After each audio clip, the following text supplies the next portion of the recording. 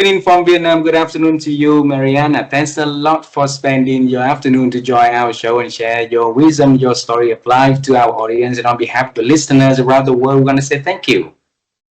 Thank you very much for inviting me, and I'm really excited to talk about us, about life, about everything. Thank you. And since you haven't been to our country, you have a new friend, new family here. So if you, your friend, your family, or anyone that you know from your country that want to travel to Vietnam and want to have a cup of coffee together with Han and his family, we would love to do that. I've heard a lot about Vietnam and I would really like to visit it. So if I do, I will let you know. Please, please, please. And for a little taste of our culture, it's very honored for us if we can have you to share a little bit about who you are and the work you are doing to our audience. Please do that for us. Okay, so you would like to know a little bit about myself before we start? We would want you to share with our audience who you are. So okay. Yeah, okay. So they know about you. Okay, good. So I'm Mariana Lucreteanu from Moldova, and I think I would consider myself as a former politician, but there is no such thing as former. Once you are getting into this area, you are always remain to be impacted by how your country goes on or how the society goes on. So maybe I would call myself a civil activist, also a coach, and business development manager, and so on. There are a lot of things I have did in my career so far, and I had the energy, but also the curiosity to try something new all the time. I have lived abroad 22 years. So I've lived 12 years in Romania, in Bucharest. So it's a closed country it's a neighbor country to Moldova. And then I lived in Germany 10 years. And then when the country needed me, I came back as a politician to bring my, so to say, experience from living abroad into my country. So this is a very short description that I would say about myself. Well, short is good for us to explore further. Right, okay. And this conversation is for us to for sure dive in deeper to understand, how did you grow up and have the dream to travel the world, working in different countries, and go back when the countries needed you most, and move from one industry to a different field, and very successful on that one. So that is a beautiful journey to share to our audience. Okay, so we are going to travel time. How does that idea mean to you? How does that idea with you? Traveling times. Yeah. Sounds exciting. Good. Yes. Sounds good. All right. Yes. I'll lead the way.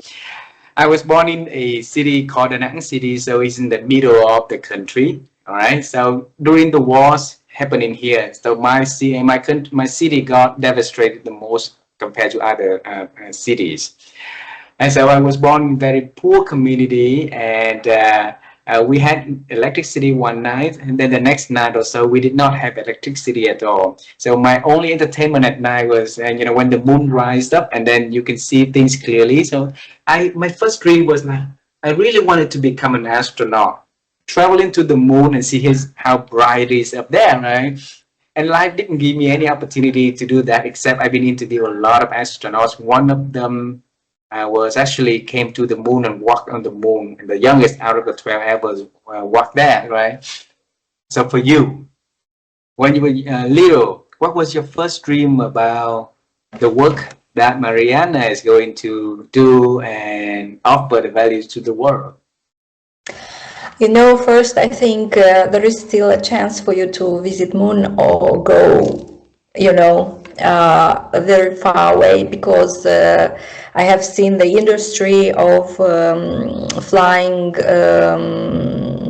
out of our world, is developing very much, and we have some promises from Elon Musk, right?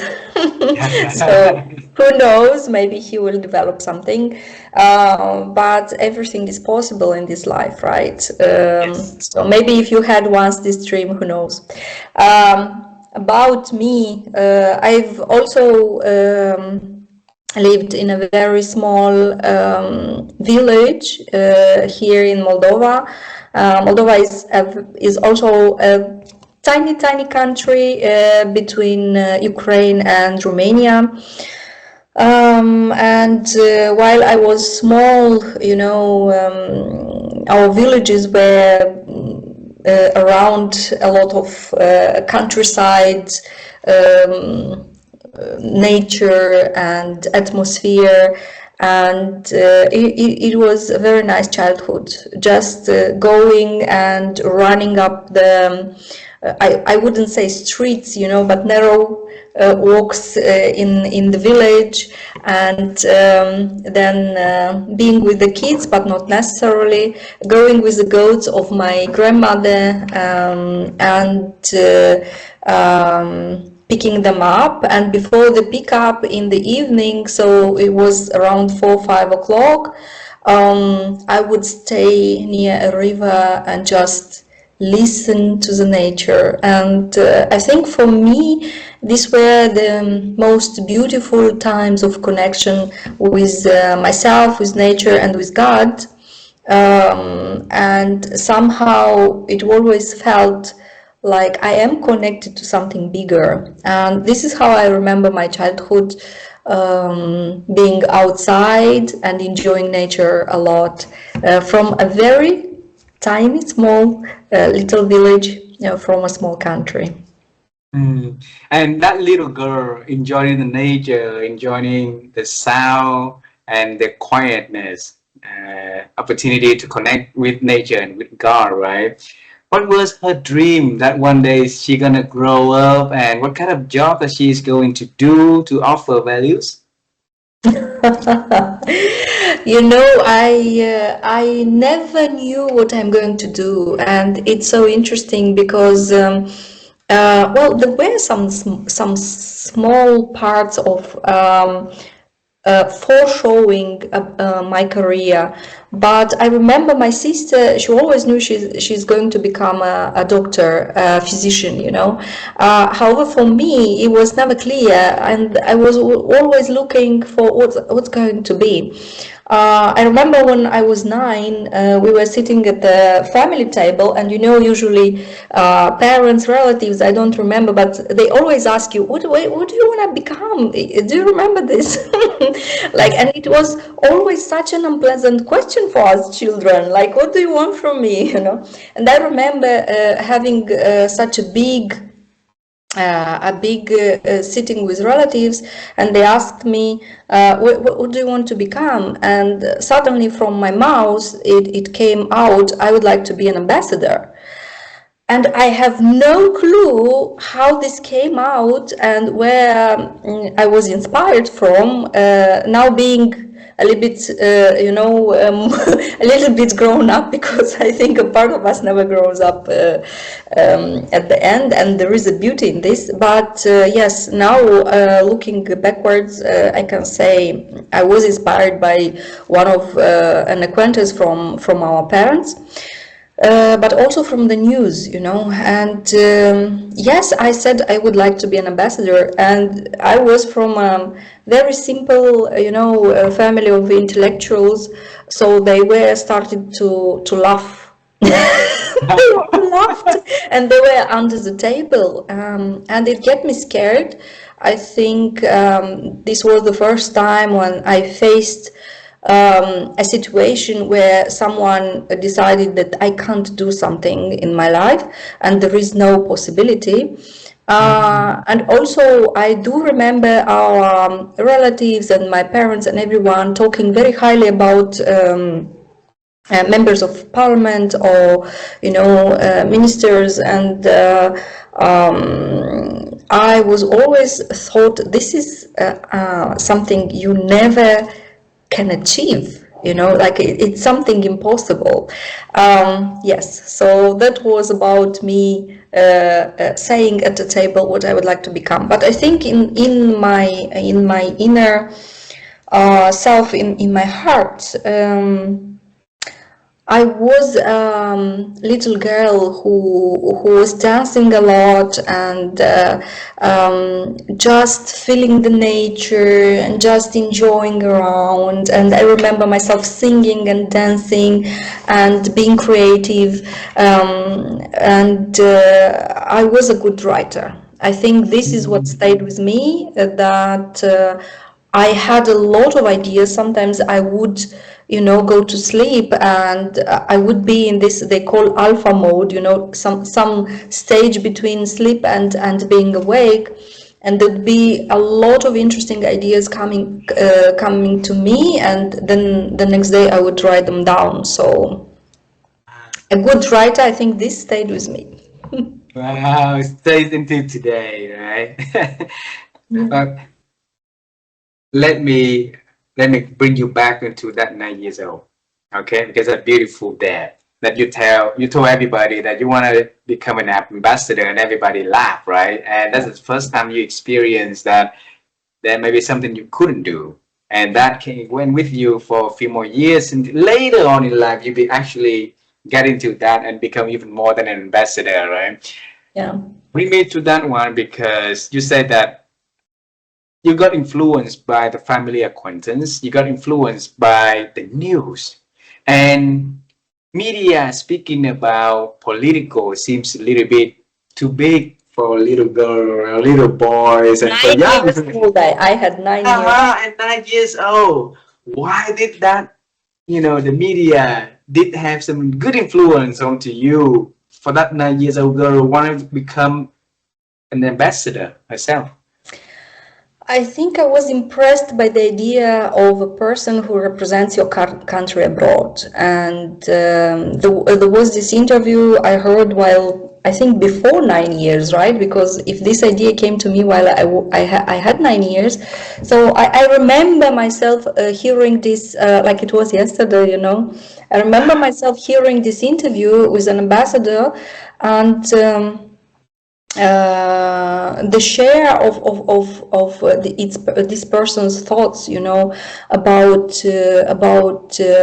Moldova being represented abroad, and I found it something like very nice and very somehow inspiring. Like, oh wow, there are persons there who are representing us in other countries, and isn't it this amazing somehow? Yeah. Wow, wow. And then from that little girl got into teenage girl and got into college, right? If she wanted to become an ambassador, she could have studied like international business or international laws or something like that, right? Public relations or so. She picked a career that never will get her onto the political field, which is it was the chemical engineer, if I could remember Yes. correctly, right? Yes. Why did you decide to pick that major? Before we move on to this, I would like to say that there was a person at the table who said, if she shoots to the moon, she's going to fly between the stars. And this also stayed with me. So when I said I want to be an ambassador and everybody laughed, there was a person who said that, and this saying stayed with me my whole life. So if she shoots to the moon, she's going to fly between the stars. And I would like to transmit this idea to everyone. So later I forgot about this because, as I said before, I had this feeling that this is something undoable. And while we're growing up, we start to be more realistic and being influenced by the family and so on. And my sister went to the medical school, but I didn't want to become a physician. My parents were very impressed by this. And somehow they always were asking me while she was ironing her white coat, because the doctors wear this white coat. And while she was ironing that, I would steal that from her and then wear in the house. And my mother said, oh, but you know, it fits you very well and it's so nice to wear this white coat. And I said, yes, but I don't like to be a physician, so it would be very nice to do university where I can wear a white coat without becoming a doctor. So, and then they started guessing, oh, but who that would be? Probably a cook or probably a nurse or something like this. And we would laugh so much. And then later in the college, like before the university, we were thinking, where should I go? And for some reason, I wanted to do business development and international law. And I wanted to go to Romania, so I really wanted to leave Moldova. And in that year, when the exams were on, I had a very bad cold. Like, you know, it was this something that would like to keep me in Moldova. So I felt like it was a huge struggle because I had 40 degrees while I was writing the exams. So the exams were not very good. And I couldn't go to business development, to economy, to study economy and international law. However, the universities from Bucharest came back and said, you do have pretty good degrees, would you like to pick something else? And I looked at the list of the opportunities from Bucharest, the capital of Romania, and I looked at that list and somehow I saw chemical engineering and I didn't know what that means, you know, but I was pretty good at chemistry aside mathematics and aside national language like Romanian language. I was pretty good at chemistry and I turned to my mom and said, what about chemistry? And she was like, oh, just try 1 year and if you don't like it, you can change after that. And this is how it happened that I started to wear the white coats. So finally, Mariana is wearing a white coat, right? I wear the white coats 5 years. Wow. In a lot of laboratories and in our country, because we were a small country, we were not industrial developing, like we didn't have chemical engineers. We would have persons for chemical laboratories, you know, and we would have chemistry at the university, like usual chemistry, but chemical engineering and industrial engineering, what I did in Bucharest was completely something else because they had a huge industry developed and it was, yes, I just studied industrial engineering and I had this white coat 5 years. And how did that leading you to stay longer? You know, like I noted here that you stayed there for 12 years, right? And then in Germany Yes. for another 10 years. So Yeah. what brought you to different, you know, if that you're there longer, then move to another country for a decade? Yeah, so after I finished my university and before I finished, I had this opportunity to work in one of the best laboratories in Bucharest in research field, doing my thesis. And I was so ambitious, you know, because all my colleagues did their research and their thesis inside the university. But for me, I just wanted something else. And it was so strange because I would go on the streets of Bucharest and one day I discovered this Institute of Research for Chemical Studies. And I would just go in, you know, I just went in and I started to ask, is there a teacher here who would work with students? And they just, you know, they said, oh yes, we do have a teacher that works with students. And this is how I found my teacher. And he took me for the thesis and I had the opportunity to work 6 months in a laboratory where I understood that this is not for me. I was really good.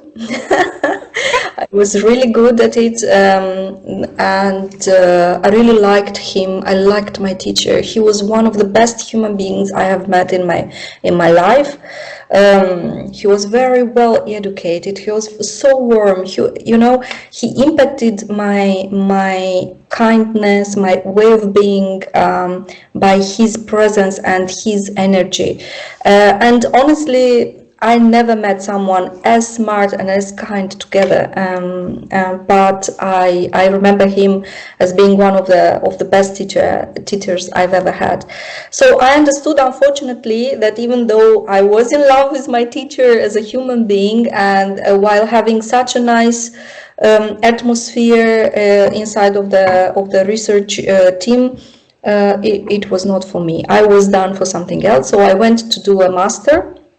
And I did an MBA at the university, and after that I started a career also in Bucharest in business development. So I was brand manager and so on and so on, and I worked in the exhibition center being a project manager, but every time I would work somewhere, this is what would be like business development, like working with clients, understanding people, understanding their wishes, understanding what they need, and trying to help them. And I think this is one of the traits that would describe me very well. I listen to the people, I try to understand what they want, and then I would try to solve their problems. So I stayed in Bucharest. Stay in Bucharest, and the same moving to Germany, continue expansion of your global presence there, right?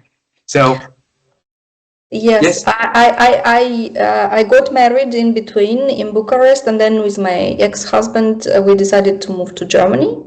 And we I think we had a tour of traveling around Europe and seeing a lot of countries. And I remember we saw France and England and a lot of countries, Czech Republic and so on, Italy.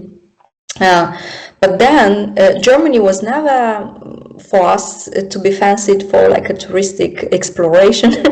And somehow we managed to go there, and I got in love.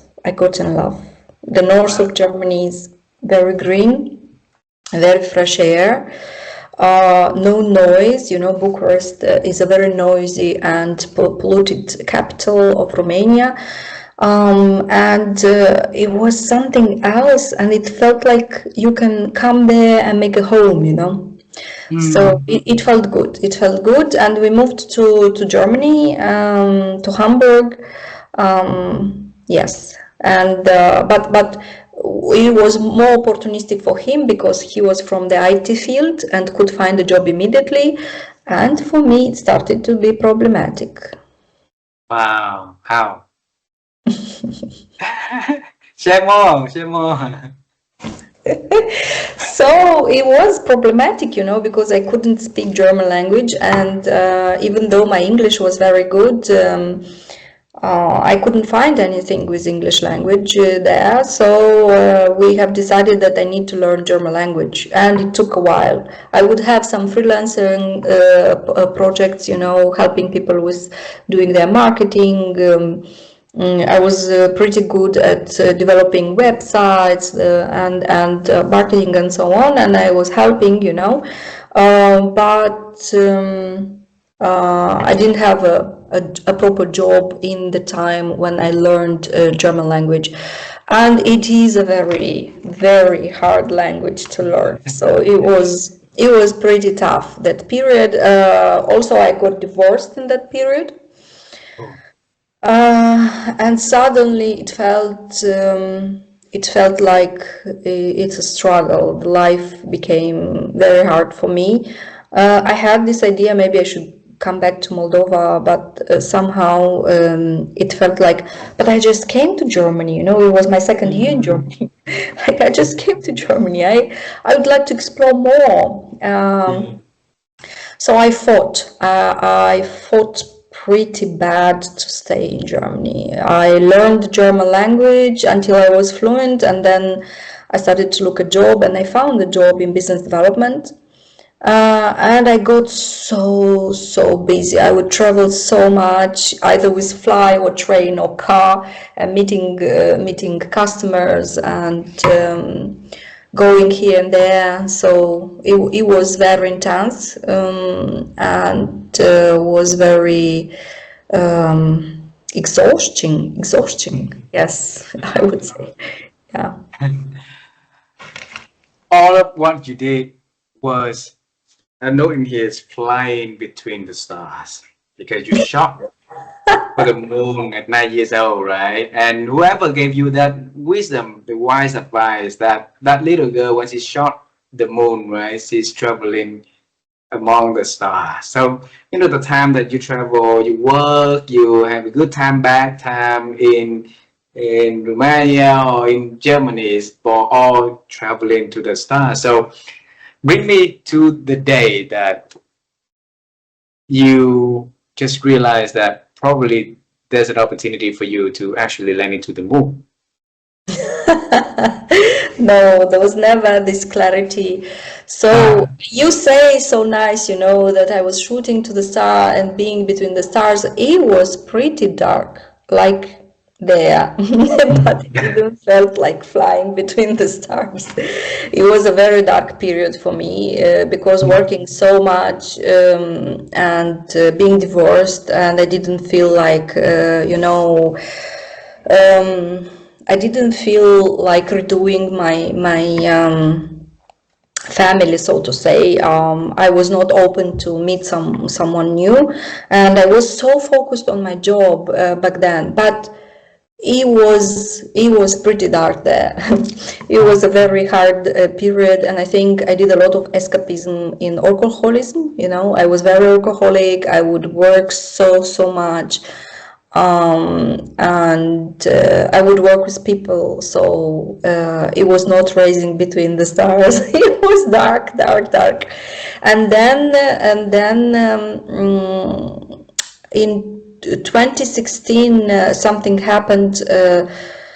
Moldova lost the elections with a very nice candidate for presidency, and we really liked her. And being so far away from home, I really had this feeling of belonging, at least looking what's going on there on the news, and I would be very much influenced by politics. So when she lost, first of all, when she was in the campaign, I felt like I would like to help in a way, and I found different ways to help. But then when she lost, I was so desperate, angry, because Moldova was under siege, being such a small country. We had a huge oligarchs that captured our country. And the political situation was very unstable and very risky for our country. So this is when I found the light. I found the light in all that darkness, I found the light being helpful. And somehow all this community of people living abroad, Moldovans living abroad, that were coming together to solve such a huge problem, felt like such an inspiration for me, and such a call. It was a call.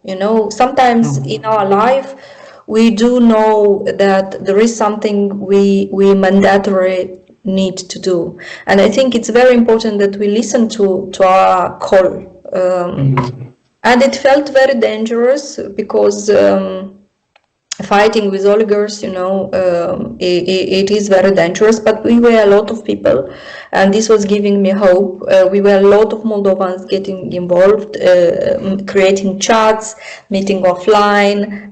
We would meet in one of the countries, and I think first time we met around Venice, So, and everyone, from all over the world, Moldovans will come together and will try to save the country and do something. And we created different groups of impact. And I became a leader in one of the groups of the impact, and it felt like I have found something else that would give me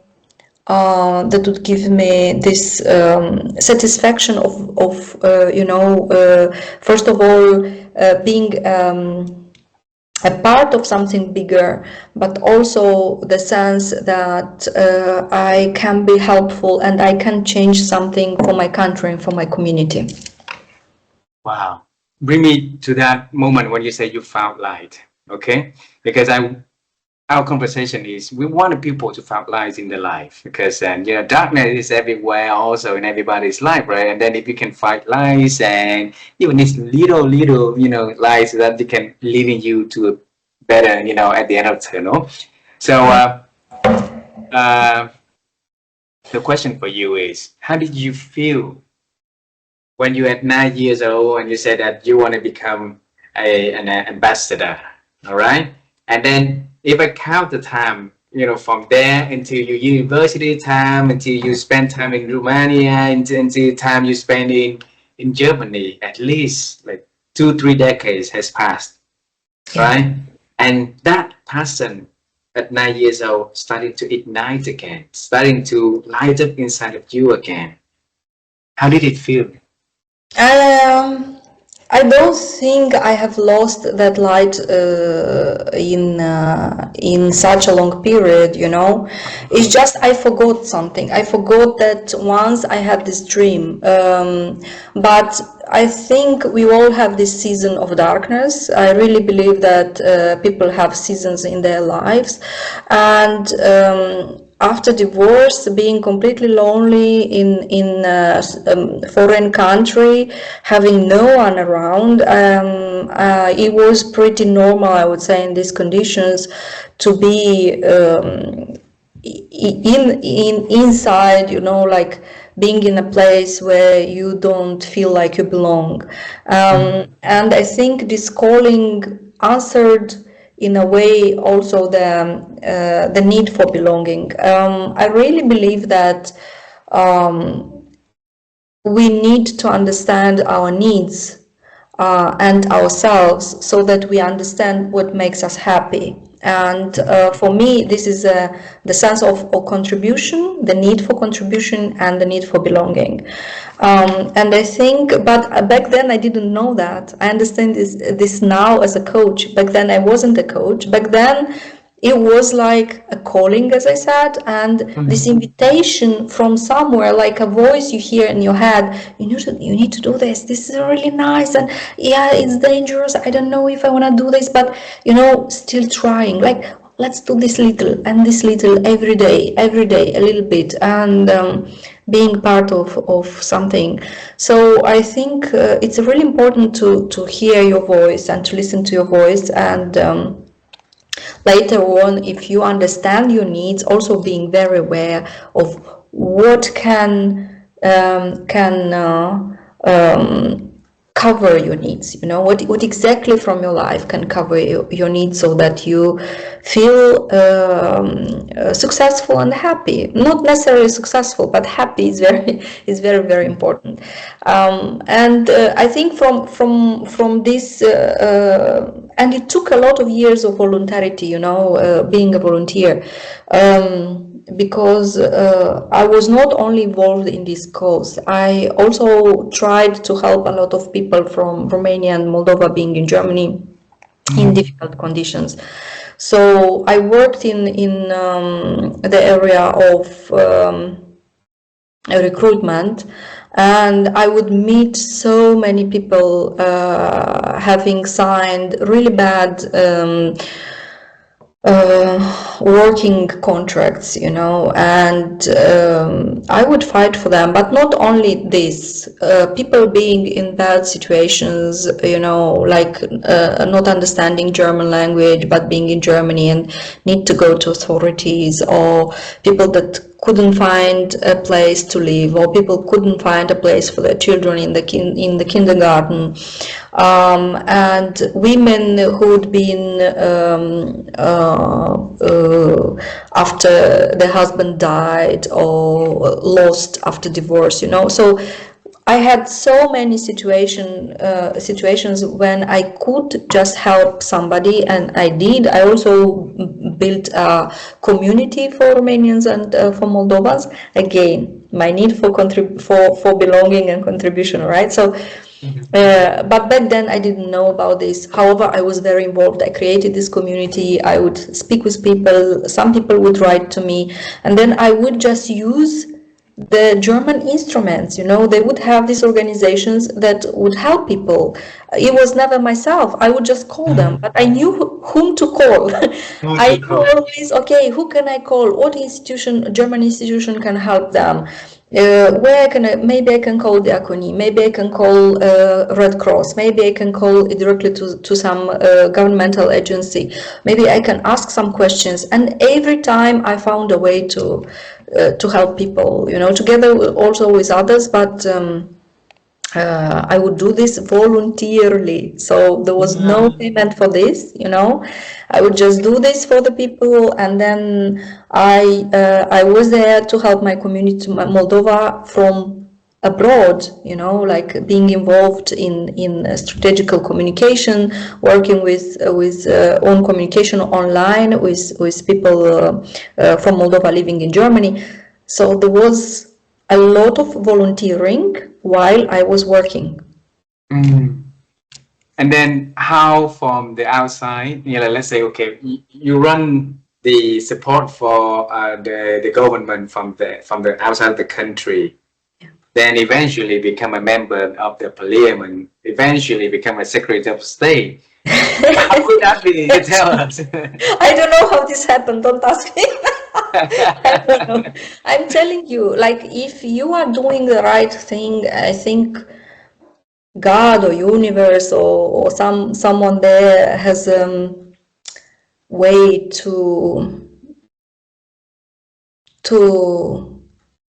put you into the right place, I think, and make for you things happening, like magic, because of course it's not magic because I have worked so hard, but still it felt like it. It felt like I came from one area to completely another, but it felt like something normal, like step by step. It was not over the night. Maybe someone looked from a side and said, oh, okay, but over the night she's there. No, it's not like this. You just work so much, and then things align themselves properly. So after I was being involved in our communities and helping, I got into the team of our president, and we were a couple of Moldovans from different countries being in the team, helping with different things in the campaign, like it's normal in politics. And it was a huge call, as I said, from 2016, and this was 2020 when it was again the campaigning. We do it every 4 years, and this time she won. So yes, so she won, and then she just had a party, and we helped the party as well. And it was very important for us to change as I said, we were under the capture of a big oligarch. So the oligarch flew away, he ran away from the country, and finally a new normal political party came to power.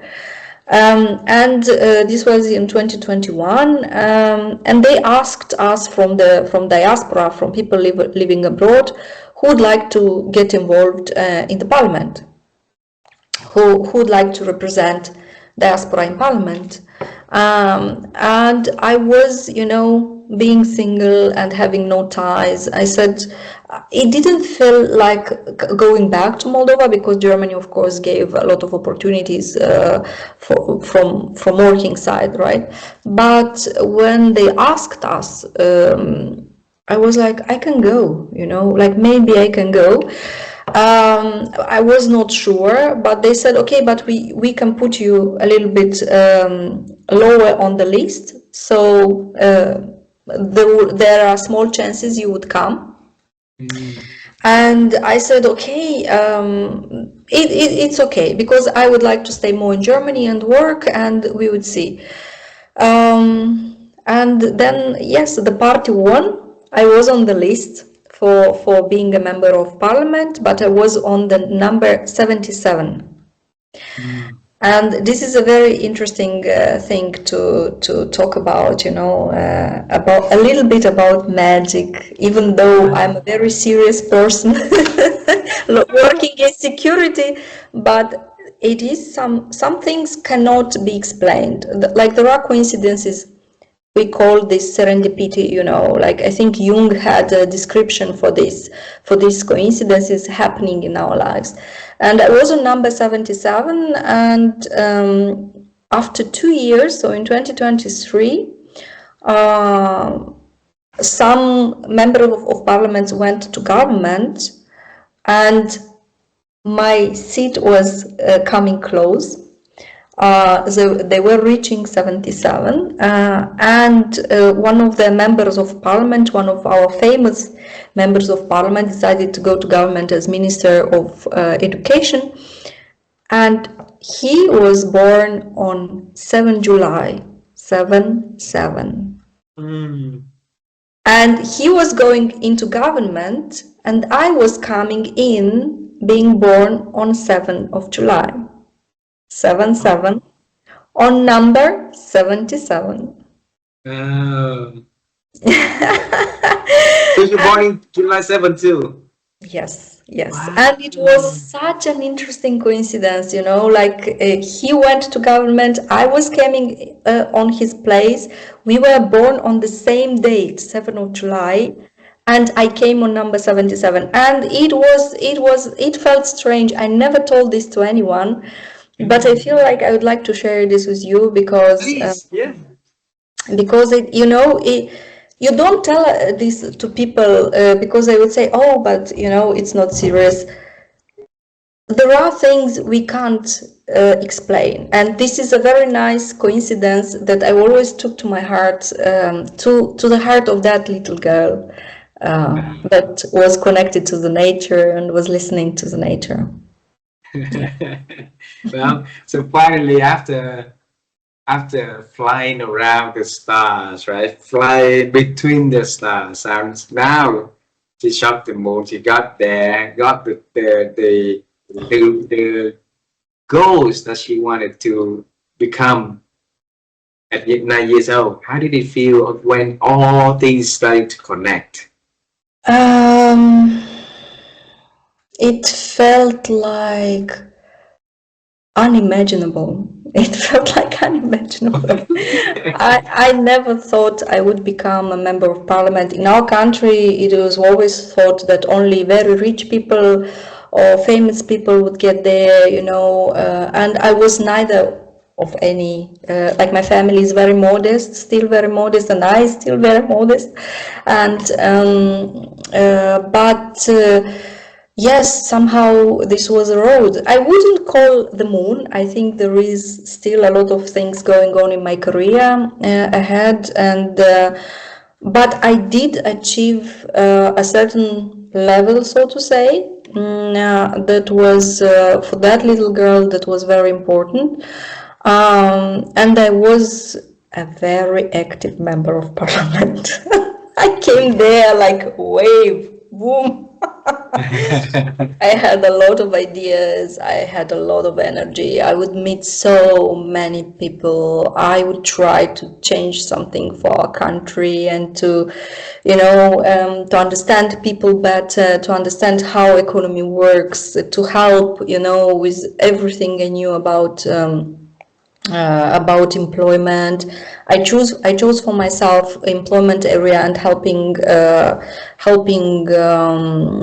so to say the businesses to grow, and yes, I had so much energy and a lot of projects. It was not easy, so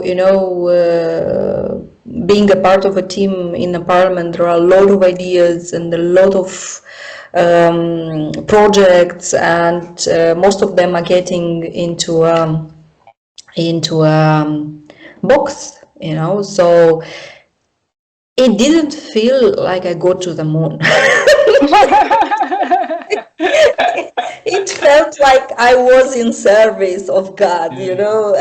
I was always say, okay, I am in service for people here, you know. Like, yes, I would call it like Ukraine President Zelensky, he said, people servant, you know. Yes, you are a people servant, like being in such a duty, I would call it also duty, you know. So it didn't felt like moon. Maybe someone who is looking from a side would say, okay, she got a very high up level stage of career or so on, but for me it felt like very low.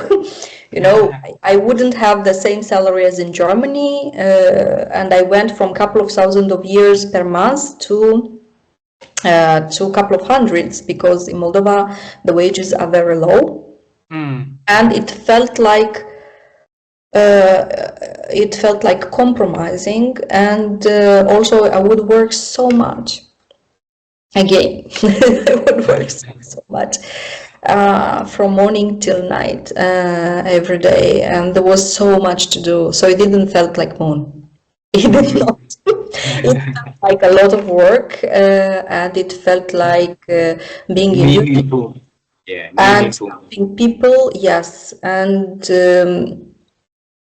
you know, people have such a huge trust in those who they vote for. And I think I was very aware of my responsibility of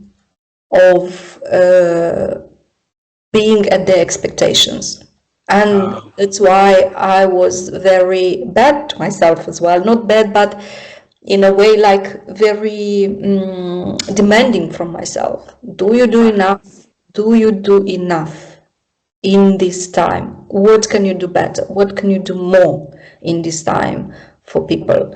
And that's why I had this energy, and that's why I was, you know, You can see it in your face right there when you talk about it. This all the energy bursting again, right? Yes, yes. Mariana, we have several questions before we end this conversation. You mentioned one word repeatedly in here. It's the word "I think." Did you see it? Yes. And my wife and I, we've been on the quest to help people to improve their ability to think, because we think that the thinking, if we think right, then we can make better decision, and then that make the decision better will help us to go to, you know, to have a better outcome. So, and then change will happen along the way. And there's no better way for us than to ask experts to join out and share the secret behind their thinking. So the question for you, Mariana, how have you been growing your ability to think over the years?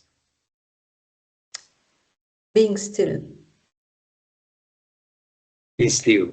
Yes, and being with yourself. And I've learned, unfortunately, that a lot of people can't stay with themselves.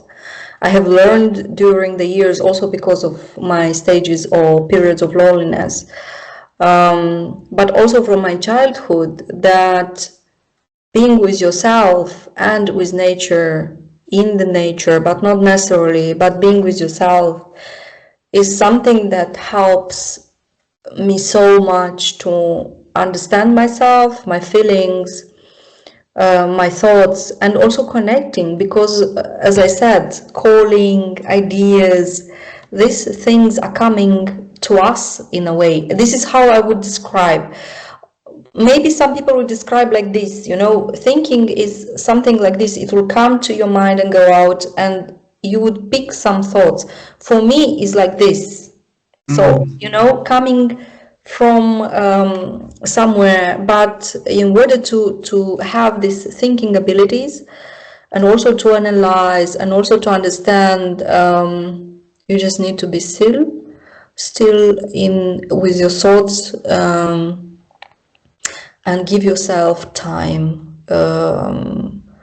And I have periods in my life, even when I had this intense working of 2, 3 days when I would do anything. I wouldn't be in my phone. I wouldn't answer the phone. I wouldn't stay on internet. I wouldn't read a book. I would do nothing. I would just think, and not necessarily staying in bed or in nature or somewhere. I can do like physical work sometimes. I don't know, cleaning. Cleaning also helps, or walking or running in the morning. Also, a lot of thoughts come to the mind, but sometimes, just staying in the field and looking at the clouds flying, or hearing the grass dancing, or birds singing, and relaxing. I think deep relaxation of your body release that space where new can come in. Wow, when new can come in, right? And it can always be that little girl, when at young age to run to nature, sit in nature, watch the river, watch the sky, listen to birds, and enjoy that stillness, right? Beautiful. That's wisdom right there. I think we mentioned about that is wisdom. I think it's important for us to understand wisdom in life, right? So that we can select things to come to our life. So if you can define wisdom in your own words, what is that?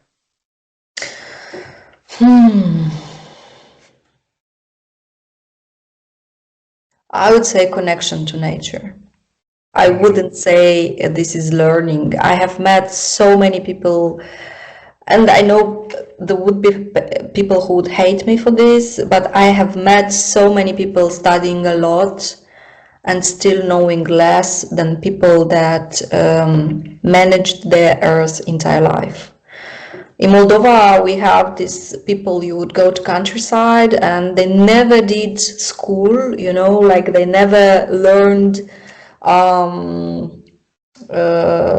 than 4 years in school, but they would know to create poems. They would be so connected to their soul.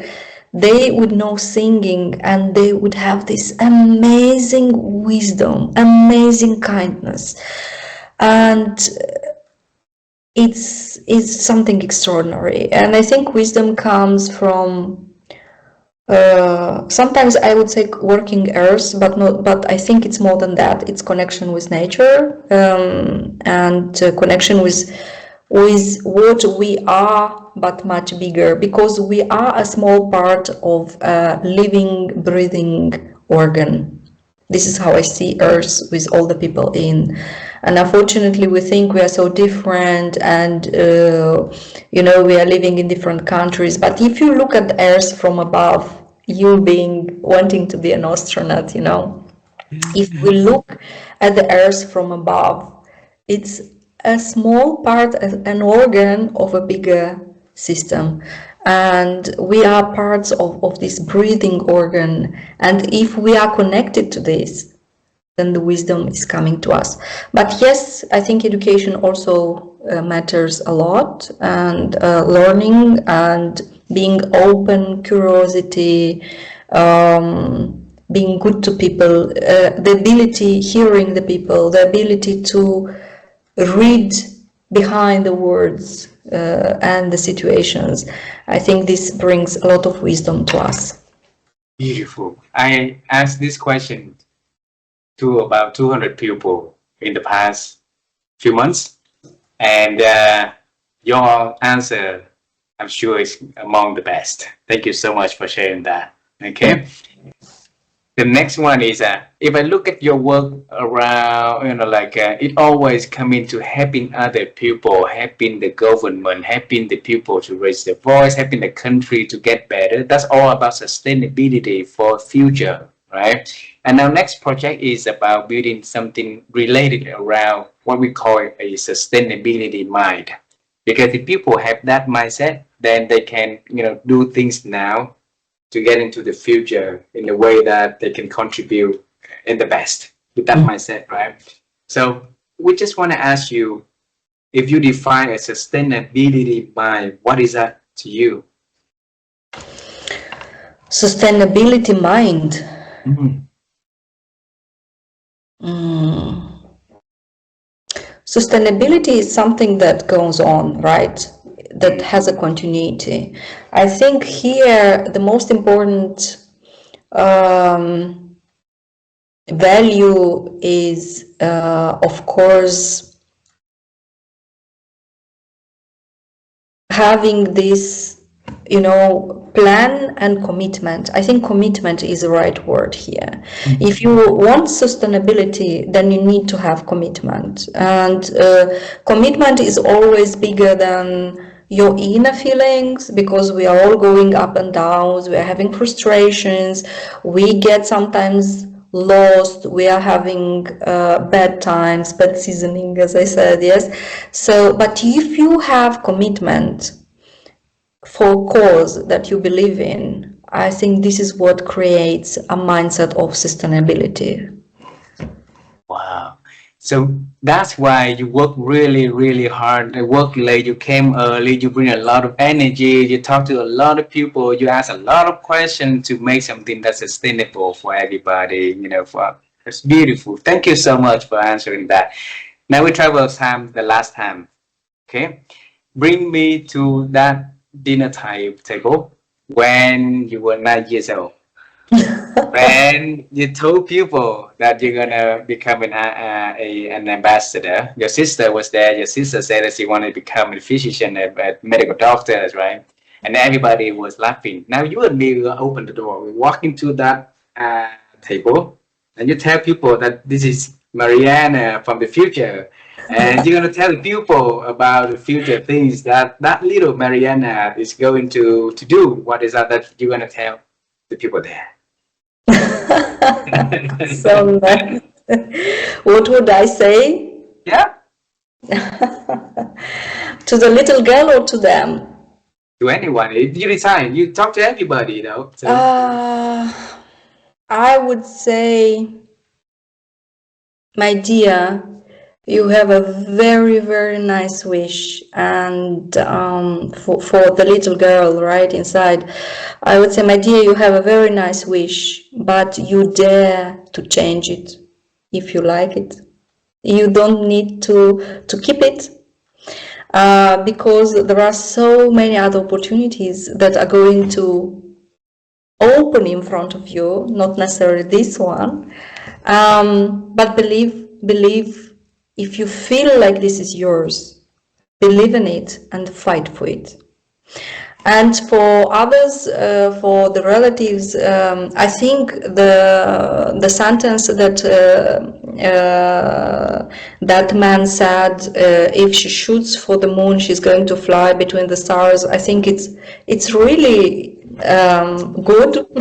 I wouldn't add more to that. But for them, I would say it's not late for you to have dreams as well and fight for them. It's never late.